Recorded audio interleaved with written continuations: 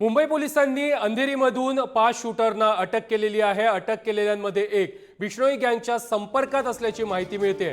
आरोपींकडून पोलिसांनी 7 बंदुका आणि 21 जिवंत कारतूस जप्त केलेली आहेत। अनमोल बिश्नोईच्या आदेशानंतर शूटर मुंबईत आले होते का अशा प्रकारचा संशय आता तपास यंत्रणांना आहे। मुंबईमध्ये दाखल झाल्यानंतर कोणावरती हल्ला करायचा या संदर्भात गँगकडून माहिती भेटणार होती, मात्र त्याआधीच पोलिसांनी त्यांना ताब्यात घेतल्याची माहिती मिळते।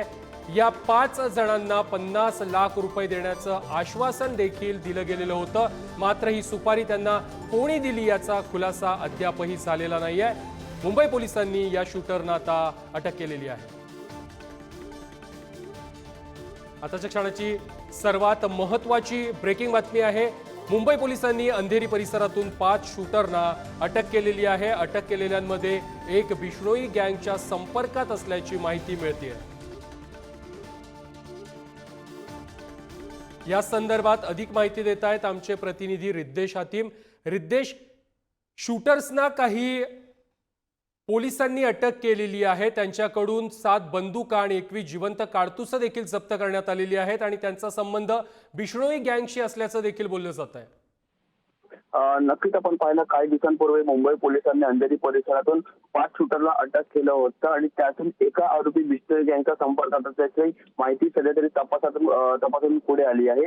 या 5 आरोपींकडून पोलिसांनी 7 बंदूक आणि 21 जिवंत कारतूस जप्त केले होते। दरम्यान सूत्रांनी दिलेल्या माहितीनुसार एका आरोपी विकास ठाकूरने चौकशी दरम्यान खुलासा केला आहे की तो बिश्नोई गँगच्या संपर्कात होता। लॉरेन्स बिश्नोई याचा भाऊ अनमोल बिश्नोई याच्या आदेशानंतर तो हे 5 शूटर मुंबईत आले का असं एकंदरीत या अँगलनी खरं तर मुंबई पोलीस आहे तो तपास करत आहे। मुंबईत त्यांना एक मोठा कॉन्ट्रॅक्ट देण्यात आला होता।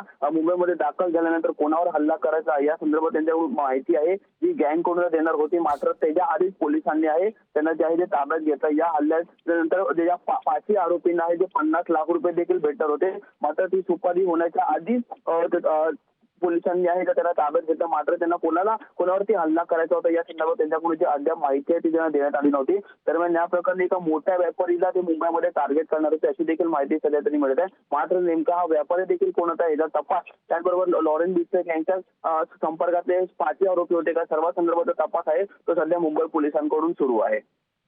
नक्कीच रिद्देश, धन्यवाद तुम्ही दिलेल्या सविस्तर माहितीसाठी।